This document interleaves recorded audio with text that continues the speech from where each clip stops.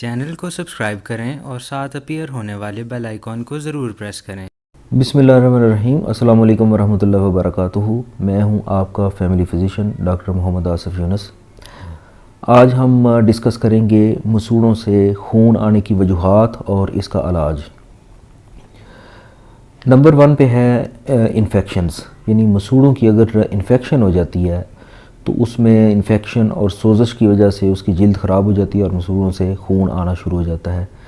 Infection कई तरह की हो सकती है, ये बैक्टीरियल भी हो सकती है, प्रोटोजोल भी हो सकती है। प्रोटोजोआ ख़ास तौर पर एंटोमीबा हिस्टोलिटी का जो पेट भी ख़राब करता है और वो इस पे अटैक अगर करे मसूड़ों के ऊपर तो ये इसकी इन्फेक्शन, जिसको जिंजिवाइटिस कह देते हैं। इसका ट्रीटमेंट अगर बैक्टीरियल है तो एंटीबायोटिक्स है, और अगर प्रोटोजोल है तो इसमें भी एंटी प्रोटोजोल जो मेडिकेशन होती है, मेट्रोनिडाज़ोल वगैरह, वो डोज़ के मुताबिक दी जाती है। नंबर 2 पे जो वजह है वो हार्ड ब्रश हार्ड तरीके से इस्तेमाल करना, यानी ब्रश गलत तरीके से अगर इस्तेमाल किया जाए जो कि मसूड़ों के ऊपर भी वो रगड़ खा रहा हो तो वो मसूड़ों को ज़ख्मी कर देगा और मसूड़ों से ब्लीडिंग हो सकती है। डेफिनेटली इसका इलाज जो है वो बेहतर टेक्निक है कि अच्छी टेक्निक के साथ ब्रश करें इस तरीके से कि जो हमारे गम्स हैं वो उस ब्रश की जो मूवमेंट है उससे बचे रहें। नंबर 3 पे आ जाते हैं ब्लीडिंग डिसऑर्डर्स। ब्लीडिंग डिसऑर्डर्स से मुराद ये होती है कि खून के अंदर जो जमने की सलाहियत होती है, क्लॉट होने की सलाहियत होती है, वो कम हो जाती है। तो ऐसी सूरत में जिस्म के किसी भी हिस्से से ब्लीडिंग हो सकती है, ख़ास तौर पर गम्स से ब्लीडिंग जो है वो आसानी से हो सकती है। इसमें मुख्तलिफ टेस्ट भी किए जाते हैं, BTCT यानी ब्लीडिंग टाइम, क्लॉटिंग टाइम ये किया जाता है, PTA-PTT किया जाता है यानी प्रोथ्रोम्बिन टाइम, और दूसरे इस तरह के टेस्ट।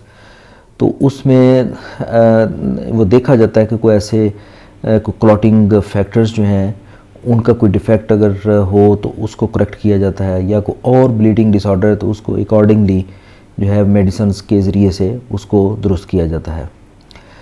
नंबर 4 पे आता है अगर हम कोई डेंचर इस्तेमाल करते हैं, यानी जो दांत आर्टिफिशियल वो जो एक बनाए होते हैं, लेकिन अगर उसकी फ़िटिंग अच्छे तरीके से नहीं है, वो मसूड़ों को भी टच कर रही है और ज़ख्मी कर रही है, जिसकी वजह से मसूड़ों से खून आ सकता है। इसका इलाज डेफिनेटली डेंचर की करेक्शन है, यानी कि डेंटल जो डॉक्टर है वो सही साइज़ लेके तो उसको इस तरीके से डेंचर को बना के देगा कि जो मसूड़ों को ज़ख्मी ना करे। इसके बाद आते हैं जो इसकी वजह है मसूड़ों से खून आने की, वो डेंटल प्लैक्स हैं।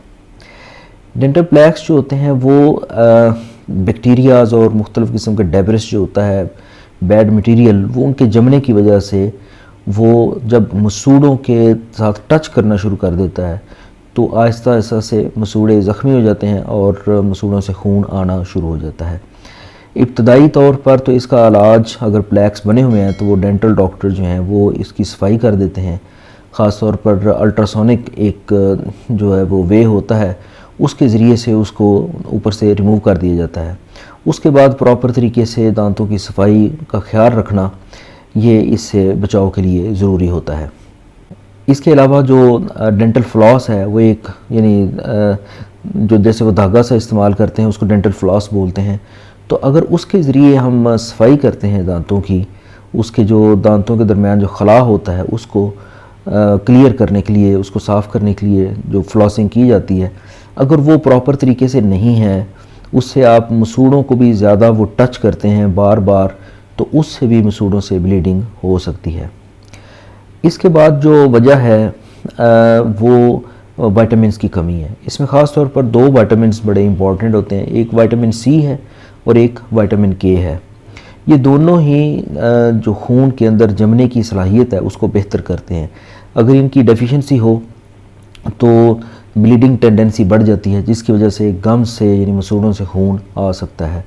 इसका इलाज जो है वो ये विटामिन्स, इनके सप्लीमेंट देना, ये इसके इलाज में शामिल है। इसके बाद जो वजह है वो लो प्लेटलेट्स का होना, यानी कि प्लेटलेट्स की तादाद का कम हो जाना। मुख्तलिफ़ किस्म की वायरल इन्फेक्शंस में ये हो सकता है, ख़ास तौर पर जो डेंगू बुखार है इसमें इसका जो वायरस होता है ये प्लेटलेट्स को बड़ा तेज़ी से ड्रॉप करता है।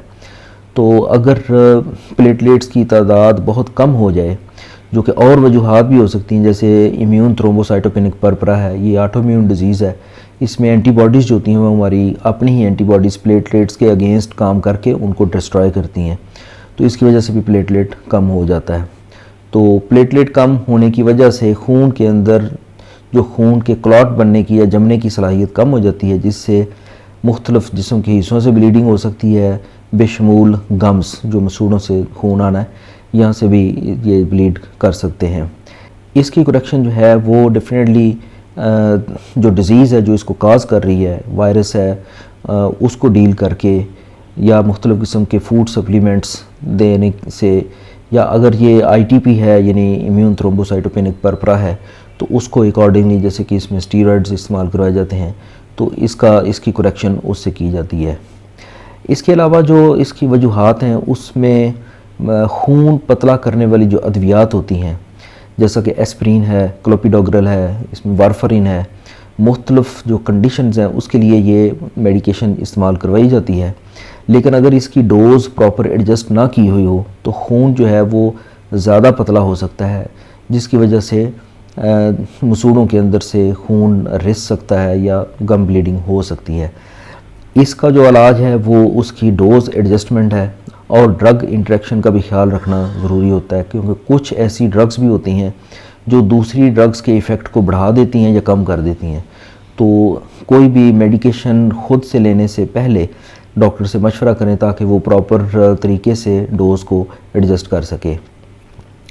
इसके अलावा मुख्तलिफ़ किस्म के कैंसर्स हैं, उनसे भी जो है हमारे खून की जो ब्लीडिंग टेंडेंसी बढ़ सकती है। ल्यूकीमियाज़ हैं, इसके अलावा जो ऐसे कोई कैंसर जो फैलने के बाद हमारे हड्डियों के गुद्दे तक पहुंच जाए, यानी उनका मेटास्टेसिस जो है वो हड्डियों के गुद्दे तक हो जाए, तो ऐसी सूरत में जो बोन मैरो है, जो हड्डियों का गुद्दा है, वो काम करना कम कर देगा, जिसकी वजह से प्लेटलेट्स और मुख्तलिफ़ जो उसके फैक्टर्स हैं वो कम बनेंगे और खून के अंदर जो ब्लीडिंग टेंडेंसी बढ़ जाएगी, जिससे मसूड़ों से खून रिस सकता है। उम्मीद है कि आपको ये वीडियो पसंद आई होगी। मेरे चैनल को सब्सक्राइब करें और साथ अपीयर होने वाले बेल आइकॉन को ज़रूर प्रेस करें ताकि आपको हर नई आने वाली वीडियो का नोटिफिकेशन मिल सके। चैनल को लाइक करें, शेयर करें। इजाज़त दीजिए, अल्लाह हाफ़िज़।